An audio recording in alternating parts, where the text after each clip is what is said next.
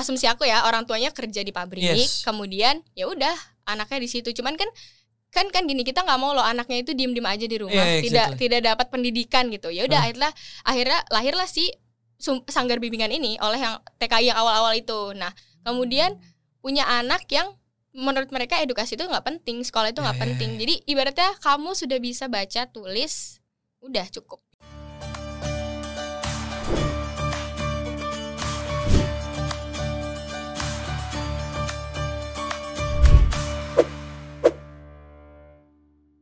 Puan Nazira Maharani. Panggilannya apa? Puan. Panggilannya Puan. Oke. Bisa deketan biar kita makin. Oke. Nah, gitu. Puan ya, bukan Zira, bukan. Apa ada yang manggil yang lain nggak? Kalau di sana dosen aku ada beberapa yang manggilnya Nazira sih. Karena Puan itu kan kalau di sana madam ya, untuk orang yang sudah menikah biasanya. Oke. Gitu. Jadi kan biasanya puan-puan dan tuan-tuan gitu. Jadi ada beberapa dosen aku yang kayaknya kurang enak manggil aku Puan, jadi manggilnya Nazira. Tapi kalau dari kecil? Di rumah Puan, kalau di Indonesia Puan terus. Semua dari kecil. Dari kecil ya. Dari kecil. Keren loh, nama-nama Sanskrit tuh selalu keren gitu, kayak Baskara ya kan. Kan baru akhir-akhir ini aja ngetren kan Puan gitu kan. Tapi berarti kelahiran 2002. Emang ibu-ibu akhir 80-90-an tuh ngasih nama anaknya kan kayak gitu-gitu kan. Segara keren. Wah, iya, jadi bener-bener. kenapa keren. tadi kita bilang Puan itu ada dosen karena Puan ini adalah awardee dari beasiswa Cendekia Basnas. Ya, alhamdulillah. Tapi emang dari awal pingin kuliah di luar. Iya, dari awal memang niatnya pokoknya dari TK sampai SMA aja dalam negeri. Lanjut S1 itu harus di luar. Harus. Yang ngepres orang tua atau kamu enggak, ngasih pressure? Orang tua nggak pernah. Mereka tuh selalu kayak terserah aku gitu. Mau kemana ayo, kemana selalu di ACC lah ibaratnya. Mau kemana pun sok gitu. Jadi emang akunya yang nargetin diri aku sendiri. Kamu yang nargetin diri kamu sendiri untuk kuliah S1 langsung di luar tuh? Iya. Emang harus gitu, kayak ya sebenarnya tanpa batas sih pengennya, kalau bisa sampai ke ujung dunia gitu kan misalkan. Bisa aja. Cuman kan ini emang niatnya memang maunya di negara-negara yang deket-deket dulu dan negara-negara Islam gitu. Pemanasan. Iya gitu. S1 gitu kan. S1 dulu. S2 mah. S2 kita cari lagi negara lain gitu. Tapi Puan aslinya mana? Asli aku lahir dan besar di Jakarta. Cuman orang tua aku Bunda Kepri, Kepulauan Riau, ayah aku Solo. Oh Jawa. Iya, tapi aku lebih ke Melayu sih kayaknya. Kalau Jawanya nggak ngerti sih. Oh gitu. Ya lebih ke Melayu. Jadi di episode sebelumnya kita kemarin ngobrol juga sama awardee dari beasiswa Cendekia Basnas, teman kamu si Nabila. Sabila Oke, itu Sabila. Dia cerita banyak ketika di Al-Bukhari Internasional. Kamu kan juga di sana kan. Nah, itu banyak pengalaman seru. Nah, mungkin kalau dari Puan sendiri berarti juga first year dong. Iya Sangkatan, sama, kan? Sangkatan sama Sabila. Batch-nya 3 juga? Iya, batch ketiga. Ada berapa batch? Kalau dari BCB sampai aku terakhir. Sampai kamu? Iya. Oh. Aku dan Sabila terakhir. Sampai dari batch yang 3. Sebelumnya, berarti udah jalan berapa semester tuh ya kira-kira? Sempat ketemu nggak sama batch-batch sebelumnya di sana? Oh ada di sana kan masih gabung ya? Sama kakak kating-kating yang lain yang dari BCB 1 dan BCB 2 ada, kita bareng di sana kan. PPI juga kan, PPI juga kita ketemu kan, lingkupnya tidak terlalu besar lah gitu. Jadi sudah pasti sering ketemu keseharian. Pernah sekelas juga gitu kan kalau misalkan kelas-kelas yang dicampur gitu. Tapi dia batch-nya beda sama kamu? Beda, kating, jatuhnya kating. Oke. Nemu beasiswa Cendekia Basnas dari mana? Nah, itu tuh awalnya sebenarnya aku gak ada niatan ke Malaysia sebenarnya nih. Awalnya nih aku ceritain, jadi awalnya niat aku mau ke Brunei. Negara tujuan saya adalah Brunei gitu kan. Brunei itu negara yang orang nggak banyak tahu. Kecil, negara kecil emang. Banyak kan orang kalau Brunei, emang Brunei ada apa sih gitu. Ya aku nggak apa-apa sih. Aku cukup aku merasa kayak nggak perlu banyak orang tahu tentang Brunei, karena menurut aku ini hidden gem gitu sih Kak. Karena Brunei itu negara Islam, negara kaya banget, tidak ada pajak. Kehidupan orang-orang di sana memang makmur banget. Dan aku ada kenalan juga S2 sih sebenarnya, dapat beasiswa juga, beasiswa pemerintah. Dan itu yang difasilitasi tuh sangat-sangat banyak. Ibaratnya kayak sampai lulus pun lo udah terjamin gitu. Tapi kemudian itu kan aku angkatan Covid ya. Jadi setelah lulus itu daftar masih Covid nih, masih pasca Covid. Jadi kayak keluar itu tuh masih daftar yang ke Brunei dulu. Ke Brunei dulu nih awalnya. Jadi sebelum ikut beasiswa Cendekia Basnas udah daftar Udah daftar. Scholarship aku lain. Persiapan dari kelas 11.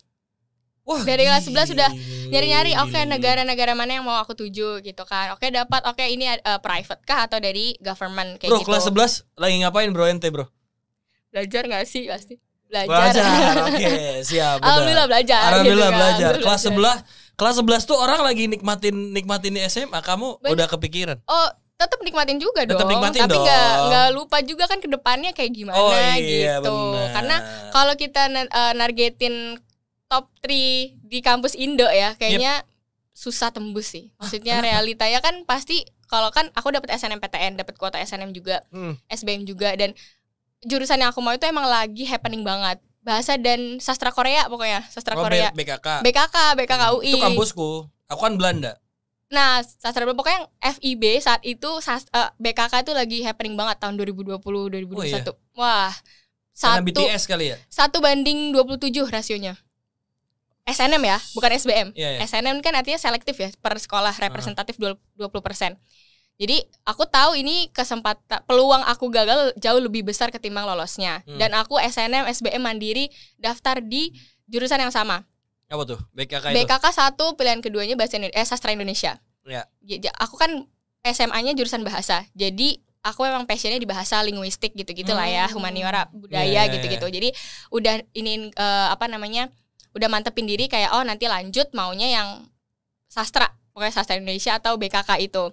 Tapi aku juga ngeliat kan peluangnya kecil nih, masuknya kecil. Kan kita bahas peluang juga kan, pasti kan kalau mau masuk gini ya udah. Karena aku emang juga dari dulu cita-cita pengen keluar, ya udah aku nyiapin juga nih. Oh, kalau misalkan ini nggak tembus, ya udah plan aku kemana? Aku selalu orangnya harus punya plan. Yeah. Plan B, plan C, plan D sampai ujung gitu. Ya udah keluarnya target pertama aku ke Brunei itu. Tapi karena COVID itu mereka nge-stop ya. Jadi kayak mereka nggak bisa ngasih kepastian kapan mereka akan menerima mahasiswa dari luar lagi. Akhirnya aku memutuskan aku cari yang lain lagi. Dapatlah BCB ini gitu. Oh, sampai nemunya di mana? Nah, aku daftar itu last minute banget. Aku inget banget daftar ini last minute banget. Tapi karena aku dokumennya sudah ada persiapan dari yang Brunei ini, jadi kepake di BCB. Nah, taunya dari mana? Tahu BCB ini dari Google. Dari Google. Oh, berarti kamu googling? Brunei ini juga semuanya googling sendiri. Organik, nyari dari awal manual. So teman kamu dari Instagram. Dari Instagram. Nah, aku nggak begitu aktif di Instagram sih sebenarnya. Jadi aku kalau nyari info-info beasiswa kayak gini semuanya pure dari Google gitu. Aku cari requirement-nya, terus kemudian cari candidate yang udah di sana. Terus kalau ada bisa di-approach secara personal, biasanya aku approach secara personal. Tapi kalau nggak ada ya bener-bener nyari sendiri. Keywordnya apa waktu itu? Beasiswa S1 dulu, terus nanti biasanya ada pilihannya tuh negaranya.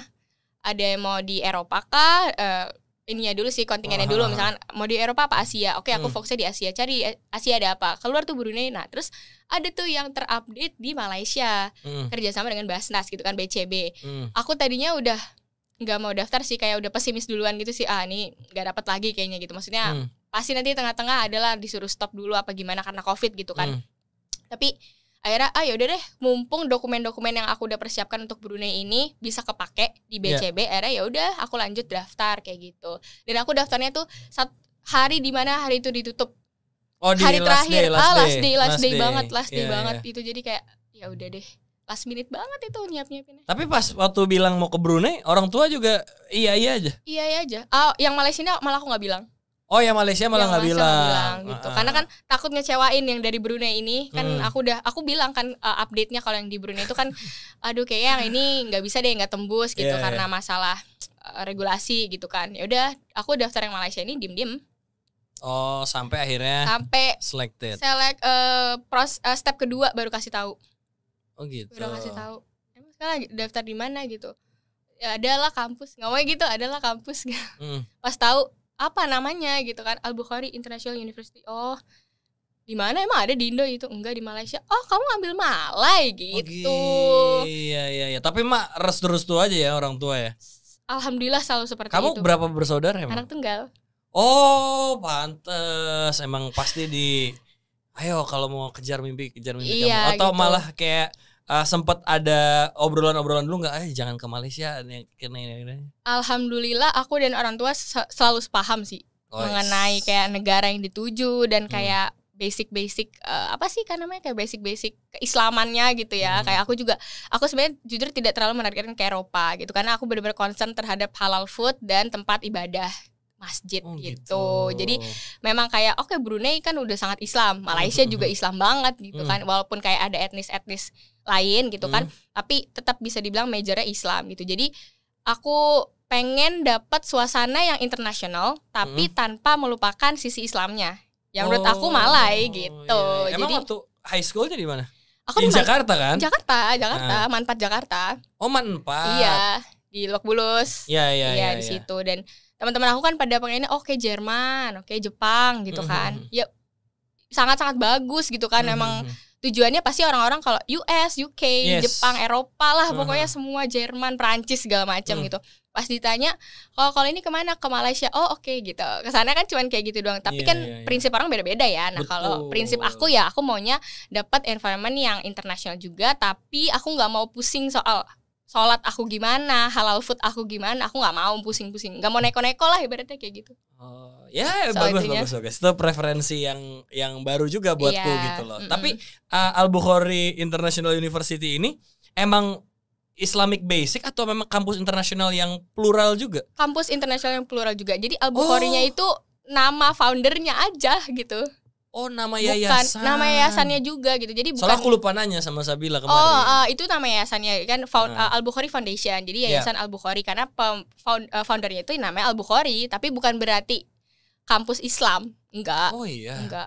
Ada kita religionnya macam-macam. Islam ada, Kristen ada, Katolik, ada yang kalau dari Bhutan kan Buddhis ya mereka. Ada dari Bhutan. Ini baru agreement dengan pemerintah Bhutannya. Jadi lagi banyak banget anak Bhutan sekarang. Keren, gitu. Keren. Dan kamu berarti udah OTW 1 tahun lebih? Udah 2 tahun. Oh? Iya. Dari 2021. Ambil jurusannya apa? Social Development.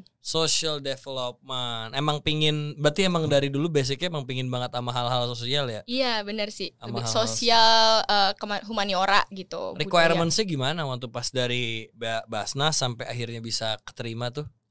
Kalau step-stepnya sendiri requirement-nya sama seperti beasiswa pada umumnya. Motlet ya, motivation letter, essay dan interview. Nah, yang menurut aku sih, jujur menurut aku alhamdulillah ini tanpa kendala sama sekali. Dan karena sebelumnya aku pernah ikutan seleksi beasiswa juga di dalam negeri, ada satu kampus. Jadi sebenarnya aku juga udah diterima beasiswa di kampus AULI, International University License Indonesia, punyanya anaknya B.J. Habibie. Oh iya. Dulu kalau nggak salah namanya Swiss German kayak gitu. Yang semester akhirnya harus ke Jerman. Iya. Di situ aku ambil HI kan, International Relations. Yayasannya B.J. Habibie ya itu ya. Anaknya. Dan itu alhamdulillah dapat full scholarship juga gitu dari Sinarmas waktu itu sponsornya. Tapi kemudian aku menimbang-nimbang, sesuai prinsip aku yang tadi kayaknya lebih masuk ke Malai gitu. Jadi akhirnya aku masuk ke Malai ini. Tapi kalau dibandingkan interview ya kan, artinya aku sudah pernah ikut yang di AULI ini, Brunei, kemudian Malaysia. Menurut aku yang ini sih alhamdulillah smooth banget, sesuai preparation aku juga, dan nggak ada yang terlalu kompleks gitulah pertanyaan-pertanyaannya. Basic ya, kayak requirement beasiswa biasa gitu. English everyday berarti di sana? Yes. Wow. Betul. Challenging. Apa emang kamu dari SMA udah seneng bilingual gitu, apalagi anak Jaksel kan? Oh iya, which is literally gitu.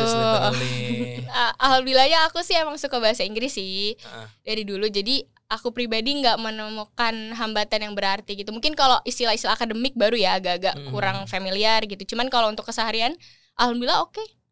Di LC juga kan alhamdulillah orang Indonesia tuh termasuk yang bagus-bagus juga gitu loh adaptasinya. Jadi kita top 3 IELTS-nya itu nomor 2-nya orang Indo, teman aku gitu. Maksudnya bandnya tuh tinggi banget ya. IELTS kamu berapa? 7. Wih, 7 lumayan. Alhamdulillah. 7 itu berarti cuma kurang. Biasanya kalau Eropa tuh 8 sampai 8,5 sih. Oxford tembus lah. Bener. Oxford tembus lah kalau lihat requirement-nya mah. Tapi memang kamu pinginnya di Malaysia. Iya. Gitu. Kerasan nggak sih tinggal di Kedah selama hampir berapa tahun? kerasa ya pasti iyalah, cuman kan nggak terlalu beda sih menurut aku. Environmentnya kurang lebih sama, kalau cuacanya juga hampir sama gitu kan. Cuaca pasti dong. Ya cuman emang bagusan di sana ya. Apalagi kan orang Riau kan tuh mah tipis-tipis. Iya benar, Batam Johor gitu kan tinggal nyebrang ibaratnya. Cuman ya aku nggak pernah juga sih ke Kepri. Coba bro, kita cek alamat kampusnya bro. Al-Bukhari International University. Kita tanya sama AI kita. Jalan Tun Abdul Razak. Oh iya. Apaan? Itu bukan di ibu kota berarti ya? Bukan di kota besar maksudku. Bukan di sentral, iya, bukan di Kuala Lumpur gitu, bukan. Kita di bagian utaranya Malaysia.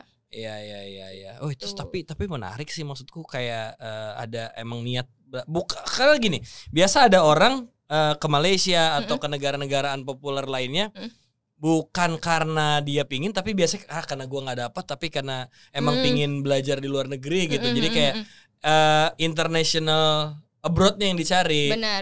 Educational abroad-nya yang dicari. Banyak juga sih, tapi menurut aku emang masih bagus juga sih, kayak Al-Bukhari International University. Kenapa jadi Uzbekistan? Agak beda ya Kak ini.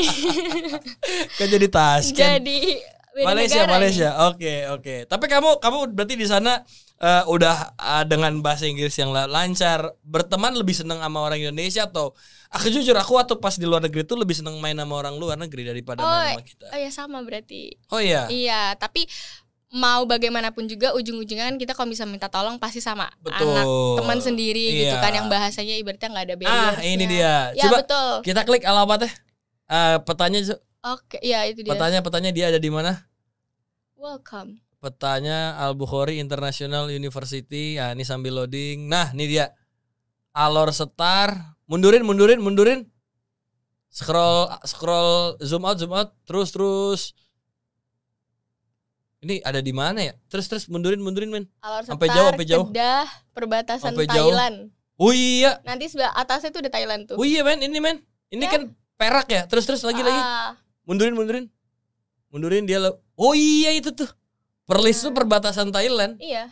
Tuh yang border hitam ya. Border tuh, hitam. Songkla apa? Hat Yai. Kok Songkla sih? Ya, Songkla juga dekat sebelahan kan, soal Hat Yai sama Songkla itu. Oh dekatan. Jadi kalau main ya bisa sekalian ke Songkla. Oh lebih sering ke Thailand berarti? Oh ya, libur semesteran ke Thailand dulu. Oh. Deket banget daripada ke Sentral. Ke Sentral kan 6 jam, 7 jam. Yeah. Kalau ke Thailand cuma 1 jam. Oke. Deket banget. Emang menarik sih berarti belajar di Malaysia juga.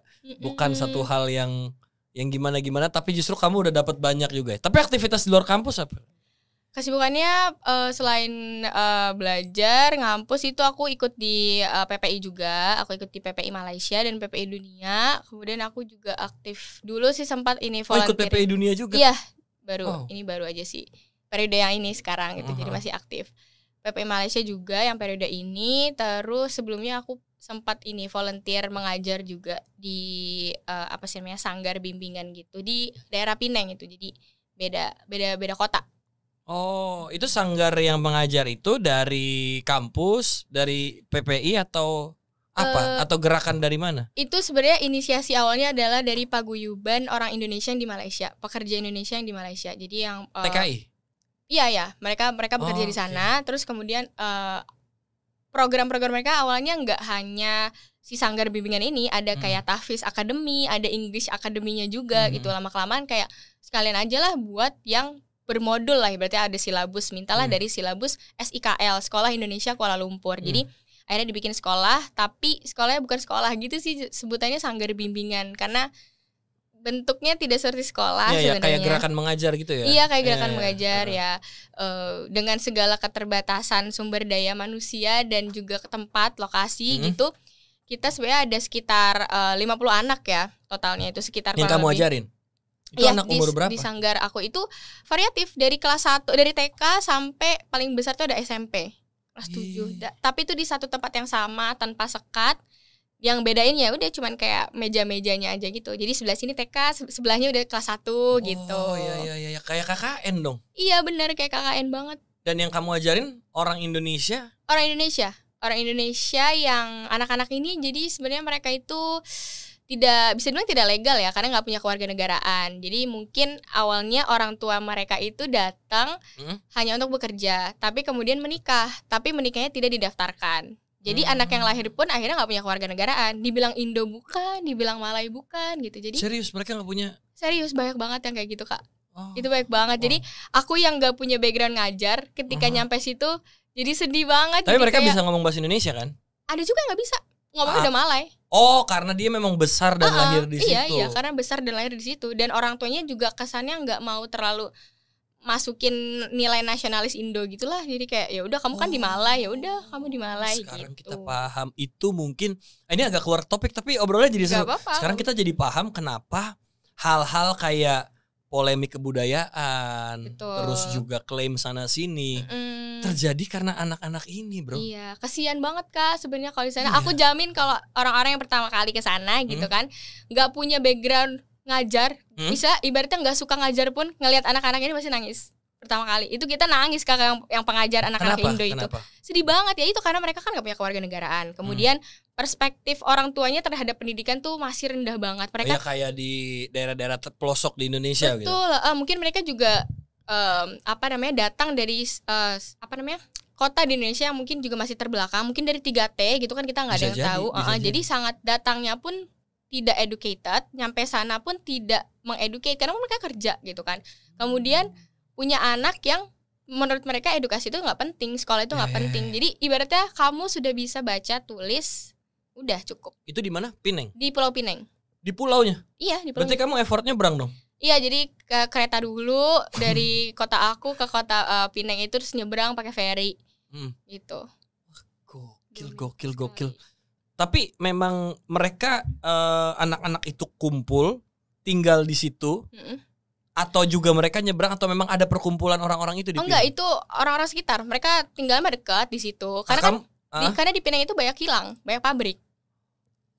Jadi asumsi aku ya, orang tuanya kerja di pabrik, kemudian ya udah anaknya di situ. Cuman kan gini, kita nggak mau loh anaknya itu diem aja di rumah, tidak dapat pendidikan gitu. Ya udah akhirnya lahirlah si sanggar bimbingan ini oleh yang TKI yang awal-awal itu. Nah, akhirnya mereka membuat ini, tapi kan operasional kan perlu berjalan, tapi kan nggak punya uang gitu kan. Akhirnya makanya bukalah volunteer gitu. Jadi kita kan memang tidak ada bayaran. Nah, gitu. Kamu taunya dari mana? Itu dari cutting. Jadi cutting aku udah ikut juga, jadi turun-temurun gitu, kayak haruslah ngelanjutin gitu kan. Tapi aku penasaran deh, mungkin kamu pernah nanya juga. Cara kamu mengidentifikasi mereka itu orang Indonesia dari apa? Dari perawakan sih pasti sih. Oh, tapi perawakan juga banyak mix kan, misalkan mix sama Myanmar sama Bangladesh kan bukannya. Oh, jadi mereka ada yang nikah bukan sama orang Indonesia. Sama imigran juga. Imigrannya bisa jadi gelap juga gitu. Jadi sama-sama nggak tahu nih, nggak jelas gitu loh Kak jadinya. Anjir. Jadi sedih banget. Jadi anak-anaknya itu bener-bener kayak ya udah belajar dari nol pendidikan kewarganegaraannya. Kayak kita kenalin lagu Indonesia Raya, kita kenalin bahasa Indonesia, karena beberapa dari mereka nggak bisa bahasa Indonesia. Wow. Gitu. Jadi ya lumayan. Tapi sih, pemerintah Malaysia tahu ada mereka, ada tahu. Cuman ya mungkin karena sudah terlalu banyak burden yang sama seperti itu. Kemudian kayak mungkin dari sisi warga negara Indonesia juga yang ibaratnya keras kepala, nggak mau dikasih tahu. Jadi ya udah mungkin sudah nggak diprioritaskan lagi lah ibaratnya kayak gitu. Jadi ya udah, jadi sekarang kita ibaratnya apa ya, kayak ya jalan sendiri gitu tanpa dukungan dari siapapun gitu. Ternyata memang anak-anak itu adalah anak-anak yang unidentified. Betul, unidentified. Secara kewarganegaraan. Bener. Tapi mereka bisa nyanyi lagu Indonesia Raya? Enggak juga? Iya kan udah diajarin, bisa. Udah diajarin. Oh, sebelumnya nggak bisa? Ya kalau mereka nggak ke sekolah itu mereka nggak bisa ngapa-ngapain Kak. Mereka udah di rumah aja, buka bantuin di toko gitu, jadi pelayan. Nganter-nganterin air gitu. Sedih lah pokoknya. Iya, itu sedih secara kemanusiaan dan juga secara status kewarganegaraan sih. Iya, benar. Maksudnya mereka adalah orang yang tidak diakui di Malaysia, tapi mereka juga tidak mendapatkan kacamata dari Indonesia. Dan gitu. Bukannya tidak mau diakui, memang tidak bisa. Karena rootnya kan dari orang tuanya. Orang tuanya aja juga udah nggak jelas gitu. Oh, bahkan orang tuanya juga. Iya kan, kalau misalkan persilangannya antara imigran gelap, menikahnya kan juga tidak bisa diakui kan berarti, karena gelap, sama-sama gelap lah gitu ibaratnya, belakang. Iya, paham. Dan ketika kamu mengajar, apa tuh pelajaran-pelajaran yang kamu berikan?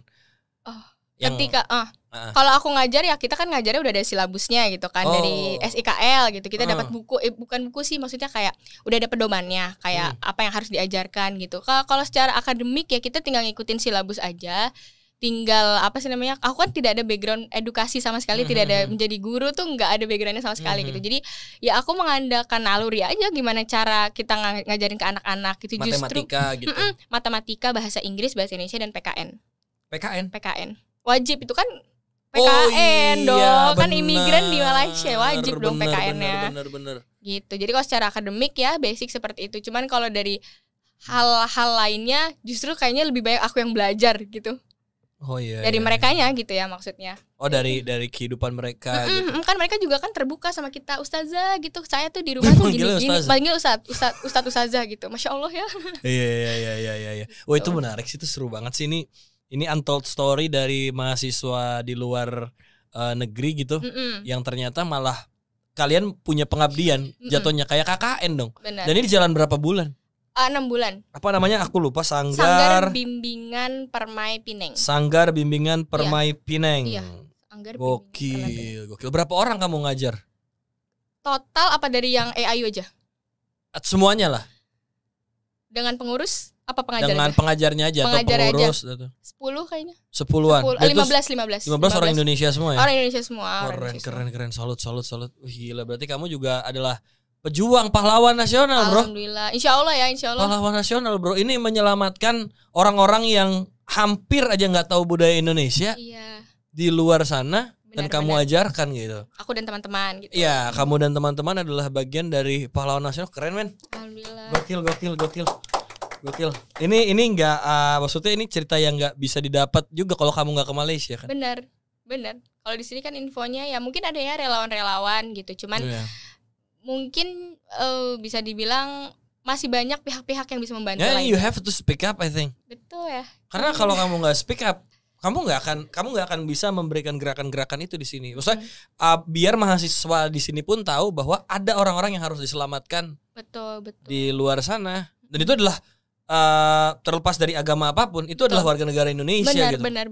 Sebenarnya terakhir ada batch KKN dari kampus, aku lupa dari kampus mana. Jadi selain ngambil dari volunteer mahasiswa yang udah di Malaysia, yang berkuliah di Malaysia, sekarang ngambil KKN. Jadi kakak-kakaknya tuh yang dari Indonesia gitu, pengajar dari Indonesia. Jadi KKN-nya udah bukan kayak ke pelosok Indonesia lagi, tapi langsung ke Pineng, ke Malaysia itu, ke Sanggar Bimbingan. Betul. Dan menurutku ini mungkin semoga didengar, KKN akan lebih bermanfaat kalau di daerah 3T kayak gitu. Betul, benar sih. Karena kalau di daerah kayak Cirebon, Pantura dan sekitar itu masih dekat ke Jakarta. Iya, aksesnya masih gampang. Iya. Masih banyak orang yang bisa mensupport. Bro, temanku tuh KKN masih bisa GoFood, bro. Mantap. Iya kan? Maksudnya kalau di Pinang itu gimana? Harus lewat laut loh. Iya, berenang. Iya kan, gak bisa gitu. Tapi ya semoga aku berharap ini program bisa jalan terus lah. Dan Insya Allah ada penerusnya terus ya. Dan semoga bisa tercium juga identified orang-orang Indonesia lainnya yang ada di kilang-kilang di Malaysia. Karena amin. Mereka lah yang menyelamatkan terah budaya Indonesia gitu. Tapi kamu selain itu berarti di kampus ada kegiatan lain yang seru, yang menyenangkan? Mungkin dulu. Jadi kalau di kampus aku sendiri banyak banget kayak festival kebudayaan gitu kan. Jadi ibaratnya setiap perhimpunan pelajar dari negaranya tuh punya event cultural night sendiri lah gitu. Oh, pensi gitu. Kalau kita nyebutnya cultural night gitu. Karena biasanya selalu malam-malam di auditorium gitu. Misalkan itu dari semua negara? Biasanya ada perkumpulan, misalkan kayak contohnya Arab. Mereka ada namanya Arab Students Association. Arab ngapain tuh? Mereka perkumpulan negara-negara apa dari Yaman, dari Yordania, yang Arab lah ya. Pokoknya intinya Arab, dan mereka bikin showcase kebudayaan, tari, dapkeh, nakbah, kebab gitu. Ada foodnya juga gitu. Terus ada African Day juga, Thailand. Afrika gitu. Wakanda gini. Tari-tari Afrika gitu. Ada. Terus Black Panther. Black Panther benar. Ada Black Panther. Terus? Iya kayak gitu. Terus, nah dari semua itu biasanya memang yang paling dinanti-nanti itu adalah showcase saya punya Indonesia. Emang Indonesia tuh emang anaknya paling niat sih, terkenal paling niat, paling kerja keras, paling prepare lah ibaratnya. Jadi gapnya tuh kelihatan banget Cultural Night punya negara-negara lain dan punya Indonesia gitu. Oh, iya? Kan kebetulan aku juga ada UKM kan, UKM tari.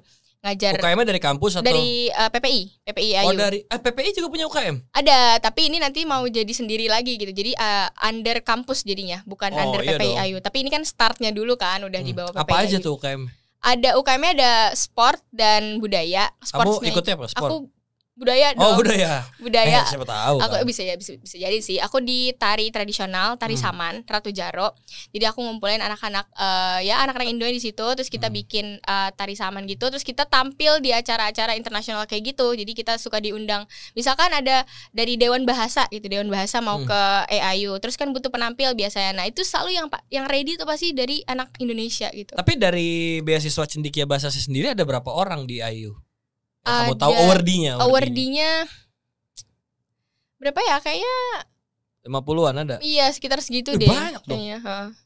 Berarti kamu nggak dalam tanda petik nggak ngerasa sendiri juga di negara? Enggak. Tetap kita banyak. Saya backingannya banyak. Ya, nongkinya banyak sama orang Indo gitu. Iya, backingan benar. Dan sahabat kamu orang mana aja? Pertemanan yang kamu buat? Awal-awal aku bikin kayak istilah ngegeng itu, circle aku itu sama orang Yaman waktu itu. Jadi aku berempat, aku dua orang Indonesia dan dua lagi orang Yaman. Sahabat-sahabat aku juga banyak orang Thailand gitu kan. Ada orang Thailand? Iya dong. Iya karena kan plural ya, sorry.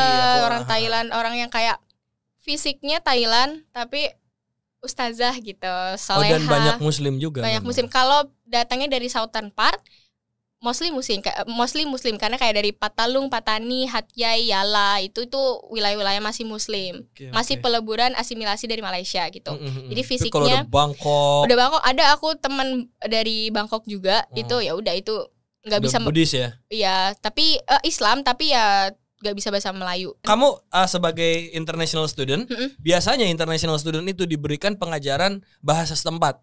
Kamu dapat ada Malay komunikasi. Cuman kan Malay yang diajarkan bahasa Melayu Pinipin yang nggak terlalu beda betul. Sama ujung-ujungnya kan karena aku orang Melayu juga, jadi nggak terlalu ada beda lah. Cuman ternyata kalau di Kedah ya mereka pakai aksen Kedah yang apa gimana banget. Kamu bisa nggak mencontoh kita role play misalnya kayak kamu lagi beli lagi beli apa atau apa terserah yang paling nempel di kepala kamu gitu. Kalau ini aksen Kedah ya. Kalau aksen Kedah itu kan kamu itu kan korang kan kalau sentralnya korang gitu. Kalau kayak itu hang. Apa tuh? Hang itu kamu artinya. Coba. Hang na apa? Enggak kan? Iya. Jelek kan, aduh mohon maaf banget nih. Cuman kayak aku agak beda banget gitu ya Melayu yang di Emang kalau yang Melayu biasanya gimana? Misal kayak mau jajan, mau kan, beli misalkan Ci ini berapa? Macam itu kan. Tapi kalau kita udah masuk Kedah nih, dia macam banyak kol-kolah tau. Macam ayo nih kat mana ni kat beltiak macam itu. Itu ngomong apa ya? Tahu, aku juga gak paham. Tapi Inggrisnya juga mereka. Kalau Inggris masih masuk. Commonwealth kan, Commonwealth negara Commonwealth pasti. Tapi susahnya gini Kak, ini kita packagingnya mirip Malay. Dibilangnya sok. Kalau ngomong bahasa Inggris bilangnya sok. Gitu loh, kan packaging kita mirip ya sama Malay gitu. Tapi kita nggak paham juga pakai aksen mereka. Jadi kan jalan tengahnya ngomong Inggris nih. Sir, I want this one. Oh, I want this one. Cakak lah nih nak apa gitu. Kayak aduh, salah lagi bener. Gitu kan. Padahal kita nggak paham. Mohon maaf banget. Dosennya semua full Malaysia atau enggak, ada dari internasional? Ada internasional juga. Di fakultas aku ada dari Jerman, dari Somali Sudan gitu. Beliau blasteran. Ada ya, tapi ada juga yang Malay pure ada juga gitu. Tapi bahasa berarti buat kamu bukan barrier dan boundaries yang terlalu alhamdulillah sulit enggak sih. Ya, masih gampang. Masih masuk, alhamdulillah gampang banget. Kemarin teman kamu tuh cerita dia sekamar sama orang Zimbabwe, sama orang Myanmar. Kayak tahu nih ceritanya apa. Kalau kamu? Aku emang kamarnya tuh diplotting sama orang luar atau? Wajib tidak boleh dari satu negara. Kamu sekamar sama siapa? Sama orang Afghanistan. Wih serius? Iya. Keren. Tapi Afganistannya yang Hazara people. Hazara people itu yang di luar Taliban ya? Betul, yang physically kayak Mongol. Jadi ya sipit-sipit gitu. Jadi Afghanistan tuh dibagi dua nih biasanya cara kita taunya secara physically ya. Kalau yang kelihatannya Arab, itu biasanya Pashtun sebutannya. Mereka atau bisa juga kalau saya Hazara people ini menganggapnya Taliban gitu ya. Atau secara di luarnya taunya Taliban. Cuman enggak precisely 100% Taliban ya, bisa jadi enggak juga gitu ya. Deg-degan juga bro, sekamar sama Taliban. Tapi roommate aku tidur Hazara gitu. Tapi teman aku Hazara. Beliau si teman aku ini yang Hazara people yang tipis-tipis ke Asia Timur. Iya Kazakhstan Kazakhstan gitu. Terus jadi kerudungnya juga selendang gitu. Terus Islamnya juga ya itu Syiah gitu. Oh Syiah. Jadi sholatnya pakai batu gitu. Pakai batu Karbala. Oh dia alasnya batu. Iya, jadi sejadahnya dalamnya ada batu. Gitu. Dan itu kamu jadi bertukar ngobrol gitu sama dia. Alhamdulillah kita sama-sama open minded dan sama-sama tahu boundary sih. Jadi kalau udah menyinggung masalah kayak kepemerintahannya Taliban gitu-gitu kan kita biasanya beda pandangan nih gitu kan. Ya udah sekedar curhat sih jatuhnya gitu. Tapi kita nggak yang mau maksa juga, mau nge-counter kayak ini bukannya gini gitu. Aku nggak pernah mau berdebat masalah itu sih. Karena kan ini sampai lulus kan temennya. Betul. Ntar aja lah. Ya itu memang gitu. Menarik sih, apalagi kalau emang negara kamu gimana? Datang aja ke negaraku. Makasih. Mending Anda main Maaf nggak dulu. Main ke Pondok Indah kan? Iya benar. Maaf nggak dulu dah kalau ke sana. Gitu. Tapi sebelum kita tutup ini pembicaraan yang seru banget, Puan, gokil. Aku senang banget dapat cerita dari teman-teman di Malaysia. Alhamdulillah. Kamu ada targetnya ke depannya kayak berarti tinggal berapa tahun lagi? Spend years. 2 tahun lagi. Insyaallah graduate-nya 2025. Amin insyaallah. Nah dari 2 tahun lagi tuh kamu kayak pengen ikut lomba, bisa ikut MUN gak sih? Bisa dong. Bisa ya? Bisa ikut MUN. Kamu ada goals kayak gitu gak? Kayak aku pengen dapat achievement. Karena aku lihat di data kamu kan kayaknya achievementnya masih yang di sini ya. Masih yang betul, di Indonesia masih ya. Di Indonesia. Kira-kira apa? Kalau targetnya sendiri aku selalu melihat peluang ke depannya juga sih. Jadi untuk sekarang mungkin aku masih fokus di organisasi dulu nih. Aku mau fokusin di organisasi dan memperluas channeling dulu. Oke. Kayak channeling kan baru setahun juga ya. Benar baru setahun juga. Jadi mau memperluas channeling dulu, ibaratnya kayak kalau untuk setelah lulus gitu misalkan kalau kerja, ibaratnya prospek kerjanya tuh at least aku tahu lah gitu kayak mau kemananya gitu. Nanti mungkin seiring berjalannya waktu mungkin aku bakal cari-cari beasiswa S2 juga gitu. Mungkin targetnya lebih kayak yang gitu ya, ketimbang lomba. Kayaknya aku orangnya nggak terlalu lomba kompetitif gitu banget sih. Gitu Kayak nggak, aku nggak terlalu kayak gitu deh. Gen Z Jaksel masih tetap ada lah ya. Masih ada room Gen Z Jaksel. Ngapain sih lo kompetitif banget gitu. Terus ya jadi mungkin kalau yang disiapkan gitu ya, atau mungkin target-targetnya gitu mungkin ya lebih kayak ke beasiswa S2 gitu misalkan kalau lanjut, atau mungkin kayak lebih ke career prospeknya gitu sih. Pingin kerja di Malaysia? Kalau bisa sih di sana. Pingin ya? Udah melekat banget ya dengan apalagi kamu udah melihat anak-anak Iya. Kecil gitu. Ya kalau ada opportunity kenapa enggak gitu di sana. Benar.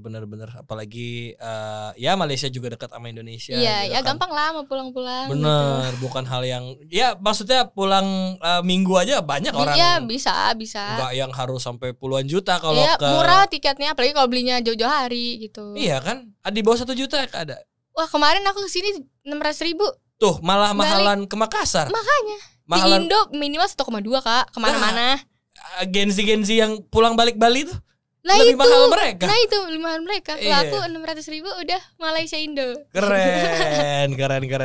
Udah, Puan, thank you banget ya. Oke, sama-sama. Thank you juga atas waktunya. Semoga bisa makin gacor lah di Malaysia. Gacor, itu gitu. Harapanku buat teman-teman awardee beasiswa Cendekia Basnas semua. Dan mungkin yang paling ini kamu bisa kasih pesan ke teman-teman, siapa tahu ada yang nonton dan pingin jadi kamu kayak kayaknya seru juga dapat beasiswa ke Malaysia gitu. Oke. Caranya gimana dan mungkin yang bisa kamu sampaikan ke mereka. Untuk sekarang sih dari BCB sendiri belum buka yang baru sih ke EIU, ke kampus aku. Cuman kalau misalkan teman-teman emang ada ketertarikan untuk menurut aku itu harus di-prepare dari jauh-jauh hari. Karena persiapan beasiswa itu gak bisa sebulan 2 bulan teman-teman. Jadi kayak harus dari jauh-jauh hari. Kayak aku udah persiapan dari kelas 11. Karena kita harus nentuin juga jurusannya, kampusnya, negaranya, terus prospeknya seperti apa, dan environmentnya juga kan harus kita research juga kan. Gak bisa kita kayak cuma milih satu aja, yang penting